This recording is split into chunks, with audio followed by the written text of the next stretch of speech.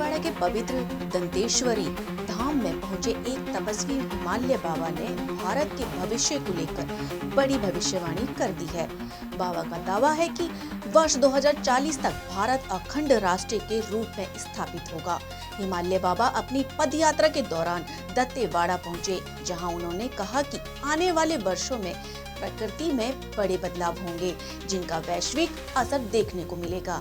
उनका मानना है कि इन परिवर्तनों से विश्व शक्ति संतुलन बदलेगा और भारत की स्थिति मजबूत होगी। बाबा के अनुसार देश में मानसिकता का बड़ा परिवर्तन वर्ष 2032 से शुरू हो जाएगा।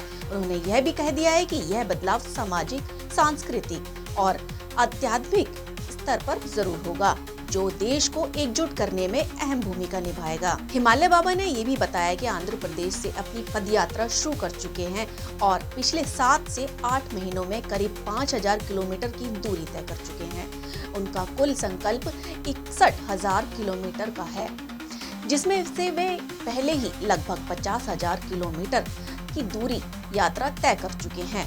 वर्तमान में वे अपनी पदयात्रा चौथे चरण में है और 11,000 किलोमीटर का लक्ष्य लेकर आगे बढ़ रहे हैं। दंतेवाड़ा के बाद वे कुआकोड़ा ब्लॉक के मेलेवाड़ा में विश्राम कर सुकमा की ओर रवाना होंगे। बाबा अपनी पदयात्रा के माध्यम से राष्ट्रीय उत्थान, सामाजिक एकता, सेवा भावना और गौ संरक्षण का संदेश दे रहे हैं। उनका कहना है कि भारत की मजबूती उनकी संस्कृति, एकता और आध्यात्मिक चेतना में निहित है।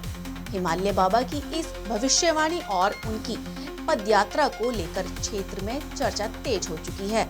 बड़ी संख्या में श्रद्धालु उनके आशीर्वाद लेने पहुंचे और अब देखना यह होगा कि उनकी यह भविष्यवाणी भविष्य में कितनी सच साबित होती है। दंतेवाड़ा से संवाददाता भुवनेश्वर ठाकुर की रिपोर्ट।